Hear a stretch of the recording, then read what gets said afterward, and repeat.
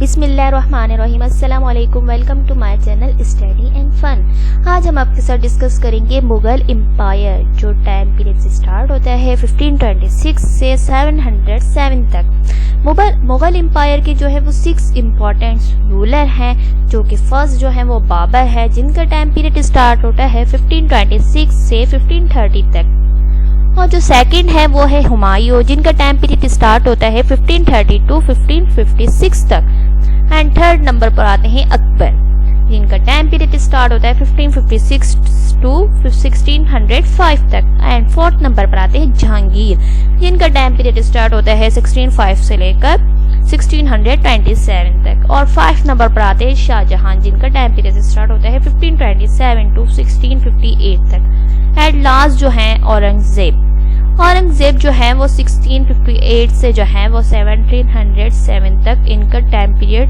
ہوتا ہے، اور یہاں پہ 707 تک ان کا ٹائم پیریڈ اینڈ ہو جاتا ہے۔ اور وہ جو ہے یہ 6 رولرز جو ہیں یہاں پہ ہندوستان میں حکومت کرتے ہیں، جو کہ مغل ہیں۔ جو فرسٹ جو ہیں بابر، ان کی جو مطلب ٹائم پیریڈ جو ہوتا ہے وہ 4 ایئرس تک ہوتا ہے۔ تو فرسٹ فاؤنڈر تھے وہ مغل ڈائناسٹی کے۔ تو بابر جو ہے وہ ترکش ورڈ ہے، جس کی میننگ ہے لائن، اور بابر کا جو ریئل نیم ہے وہ ظہیر الدین ہے۔ تو بابر نے فرسٹ جو مطلب وار جو لڑی تھی وہ تھی پانی پت جو ہے وہ 21 اپریل 1526 کو لڑی گئی تھی، جس میں جو ہے بابر نے ابراہیم لودھی کو شکست دی تھی اور مغل ڈائناسٹی قائم کر دی، اور یہ سلطنت 300 برس کے عرصے سے زیادہ قائم رہی، اور ہندوستان میں جو سب سے زیادہ حکومت کی تھی وہ جو ہے مسلمانوں میں وہ مغلوں نے کی تھی۔ اور کیا کہتے ہیں وہاں پہ جو ہے پانی پت میں جو ہے ایک باغ لگایا تھا، جس سے قابلی باغ کہتے ہیں، اور اس میں ایک مسجد بھی قائم کی تھی جسے بابری مسجد بھی کہا جاتا ہے۔ اور بابر دلی میں داخل ہوا تو سب سے پہلے حضرت شیخ نظام الدین اولیاء کے دربار میں حاضری دی، اور پھر بابر آگرہ پہنچا، جہاں اسے معلوم ہوا کہ اس کے بیٹے ہمایوں جو بابر سے پہلے ہی آگرہ چلا گیا تھا،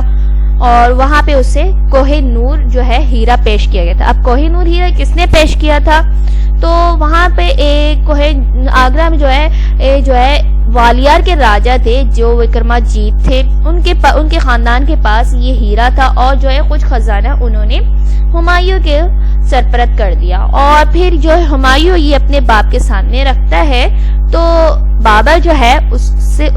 وہ لینے سے انکار کر دیتا ہے، اور وہ جو ہے ہمایوں کو بطور تحفہ واپس دے دیتا ہے۔ اس طرح کیا کہتے ہیں بابر نے جب پانی پت کی جنگ لڑی تو مطلب ان کی راستے سے تقریباً ساری رکاوٹیں دور تو ہو گئی تھی، لیکن کیا کہتے ہیں بابر کے راستے میں صرف ایک چھوٹا سا مسئلہ تھا، وہ یہ تھا کہ بابر نے آگرہ شہر پر قبضہ تو کر لیا، لیکن شہر کا قلعہ اور شاہی خزانہ جو کہ اب تک لودھی خاندان کے قبضے میں تھا، اور ابراہیم لودھی کی جو ہے والدہ وہ اس قلعے میں موجود تھی، جو کہ اپنے خاندان کو لیڈ کر رہی تھی۔ ابراہیم لودھی کی جو والدہ تھی، انہوں نے بابر کو وہ خزانہ اور شاہی جو بھی تھا ان کے پاس وہ تو ان کو واپس کر دیا، لیکن بابر کے آگے اس نے کچھ مذاکرات رکھے، اور جو کہ بابر نے قبول کر لی۔ وہ مذاکرات یہ تھے کہ انہوں نے اپنے خاندان کی سلامتی کی ضمانت حاصل کی، اور اس کے ساتھ ہی 7 لاکھ نقد آگرہ کے 7 لاکھ نقد قیمت حاصل کی، اور آگرہ سے 1 میل دور فاصلے پر رہنے کے لیے محل بھی مانگا۔ تو اس طرح وہ اپنے تمام جو ہے امرا کے لیے جاگیریں بھی مانگتی ہے، اور بابر نے کیا یہ ساری شرائط مان لی، اور پھر قلعے کے دروازے ان کے لیے کھل گئے۔ لیکن پھر بھی ابراہیم کی جو ماں تھی اندر ہی اندر بابر کو مارنے کے پلان بنا رہی تھی، اور پھر ابراہیم کی ماں نے کیا کچھ یوں کہ ان کے جو باورچی تھے، مطلب بابر کی جو باورچی تھے، ان کو رشوت دے کے بابر کے کھانے میں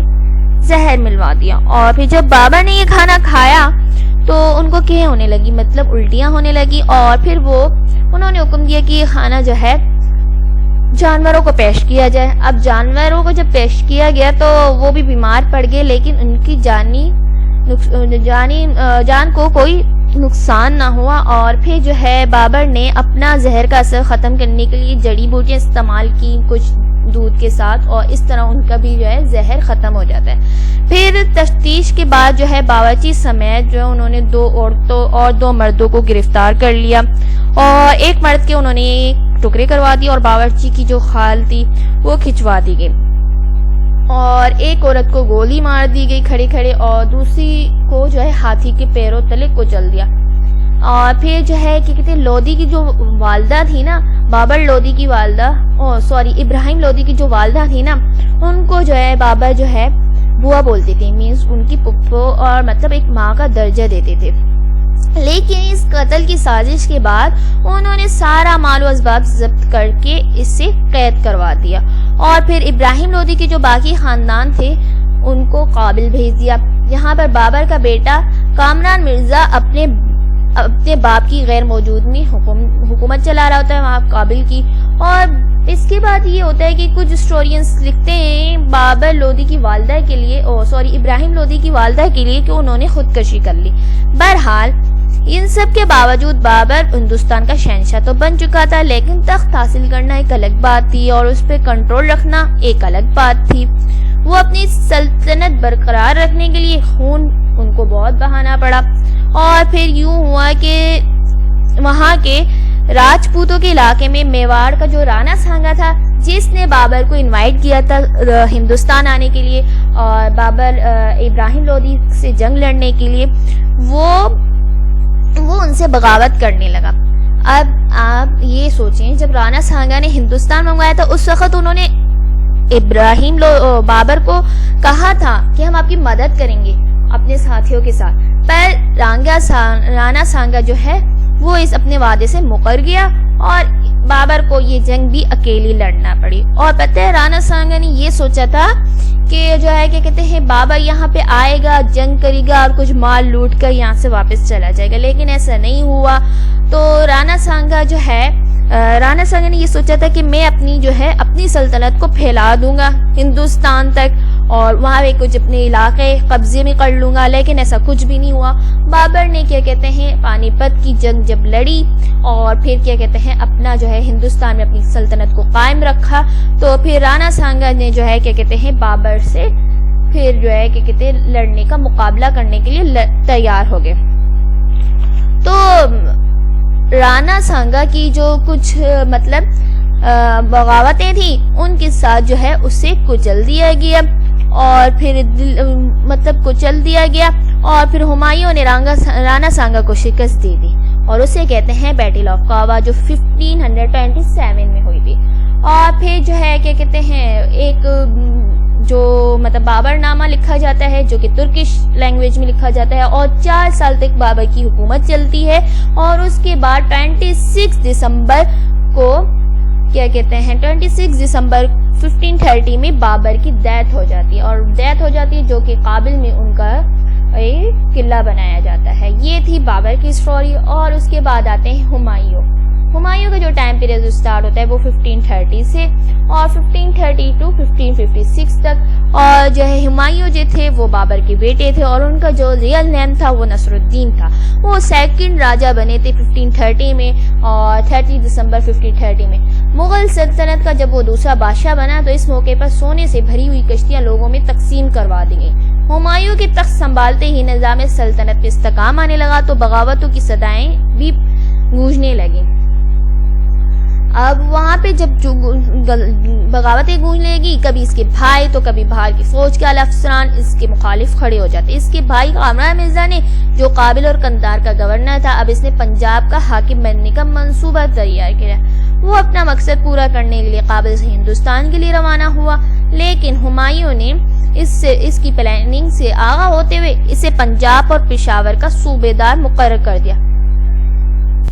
خیر، اس فیصلے سے کامران مرزا کی بغاوت کا کچھ اندیشہ تو ٹل گیا، پر اس کے باوجود خطرے کم نہ ہوئے اور اپنے چاروں طرف باغیوں میں گھیرتا ہوا چلا گیا۔ اس نے جانپور کے پٹھان، بنگال کے افغان اور گجرات کے سلطان ہر ایک سے مقابلہ کیا اور ایک ایک کر کے ان کی بغاوتوں کو کچلتا چلا گیا، لیکن یہ تو کافی نہیں تھا ان کے لیے۔ اس کے بھائی کامران مرزا اور مرزا ہندان نے بھی اس سلسلے اس سے مسلسل مصیبتوں میں ڈال، تو اس کے بھائی کامران مرزا اور مرزا ہندال نے بھی اس سلسلے میں مصیبت میں اسے ڈالا ہوا تھا۔ لیکن کامران مرزا نے پھر یہ کیا کہ لاہور سے 10,000 گھوڑے اور جو سوار لے کر ہمایوں کے تخت پر حملے کے لیے نکلا، وہ بھی اس وقت جب ہمایوں دلی میں موجود نہیں تھا، اور وہ روہتاس میں سے ایک ایسے باغی سے لڑ رہا تھا جو کبھی اس کے باپ بابر بادشاہ کا ملازم ہوا کرتا تھا۔ لیکن دلی میں اس کے کمانڈر فخر الدین علی نے کامران مرزا کے حملے کو ناکام بنا دیا۔ کامران مرزا شکست خوردہ ہو کر لاہور واپس آ گیا۔ وہ تو واپس چلا گیا، لیکن ہمایوں شیر خان سے مسلسل شکستیں کھاتا چلا گیا، یہاں تک کہ شیر خان ہمایوں کو ہندوستان سے بھاگنے پر مجبوری کر دیا۔ لیکن ہمایوں کا تخت جو ہے وہ چھوڑ کے ایران میں پھر جلا وطن ہو گیا، اور شیر خان شیر شاہ جو تھا اس نے ہندوستان کی حکومت کو سنبھال کر سلطنت سور کی بنیاد رکھی، اور خود شیر خان سے شیر شاہ سوری کا ٹائٹل اختیار کر لیتا ہے۔ اور پھر جب وہ شیر شاہ کا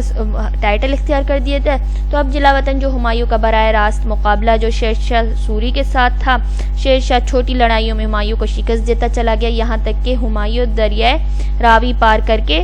در کی ٹھوکریں کھانے لگا۔ پر یہ تو تھا اس کے لیے بہت مشکل وقت، اور اس دوران عمر کوٹ کے مقام پر اس کے بیٹے اکبر کی پیدائش ہوتی ہے، اور کیا کہتے ہیں بیٹل آف چوسا اور ایک بیٹل آف کنوج لگتی ہے، جو کہ شیر شاہ سوری اور اس کے ہمایوں کے بیچ میں لگتی ہے۔ تو پھر جو ہے یہ ہوتا ہے کہ بچتا بچاتا جو ہمایوں ہے وہ 11 جولائی 1543 کو کوہرات پہنچتا ہے، جہاں اس کا استقبال شاہ ایران کے بڑے بیٹے جو ہے سلطان محمد مرزا نے کیا، اور وہ اپنی بیوی اور 40 افراد سمیت ایران پہنچا تھا۔ پھر اس نے 30,000 فوج کے ساتھ ہمایوں پنجاب لشکر کشی کے لیے روانہ ہوا، اور ہمایوں تبریز اور مشہدی راستوں سے جو ہے کیا کہتے ہیں ہوتا ہوا قندھار پہنچا، جہاں اس کا بھائی عسکری مرزا قابض تھا۔ 6 منتھ تک قندھار کا محاصرہ جاری رہا، اور عسکری مرزا عراق کو بھاگ نکلا، تو ہمایوں نے اپنے وعدے کے مطابق قندھار کو ایران کے سرپرست کر دیا۔ اب باری تھی کابل کی، جہاں ہمایوں کا دوسرا بھائی جو تھا کامران مرزا حکومت کر رہا تھا۔ ہمایوں کا سپہ سالار بیرم خان پس پردہ کامران مرزا کے جو ہے باقی سرداروں سے مل چکا تھا، جنہوں نے ہمایوں کو کابل پر لشکر کشی میں مدد کی۔ کامران مرزا تھا وہ کابل چھوڑ کر غزنی کے پٹھانوں کے پاس فرار ہو گیا، اور یوں نومبر 1544 میں کابل جو ہے وہ ہمایوں کا قبضہ کر لیتا ہے۔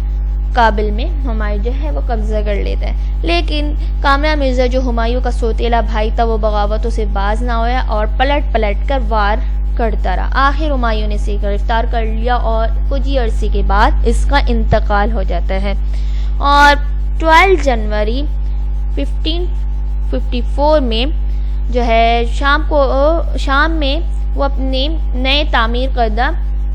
قلعے، جس کو اس نے دین پناہ کا نام دیا تھا، جو کہ ایک لائبریری تھی، وہاں پہ یہ کچھ ہمایوں وہاں پہ مطلب سیر کر رہا ہوتا ہے کہ اس کا جو ہے سیڑھیوں سے جو ہے پاؤں پھسل جاتا ہے، اور وہاں سے جو ہے وہ گر کر اور جو ہے نا اس کو کچھ اندرونی طور پہ ایسی چوٹیں لگتی ہیں جس سے وہ جو ہے اس کی ڈیتھ ہو جاتی ہے۔ اور گلبندن جو ہے وہ 1556 میں ان کی بایوگرافی لکھتی ہے ہمایوں نامہ کے ساتھ ان کی بایوگرافی لکھی ہوئی ہے، جو کہ ایک ہمایوں کی ہسٹوری ہے۔ تو یہ تھا آج کا ہمارا لیکچر۔ اگر آپ کو اب ہماری ویڈیو پسند آئی ہے تو لائک اینڈ شیئر ضرور کریں، اینڈ دین سبسکرائب کریں، اور کامنٹ باکس میں ہمیں بتائیں کہ ہمارے لیکچر آپ کو کیسے لگے۔ یہ تھا آج کا ہمارا لیکچر۔ اللہ حافظ۔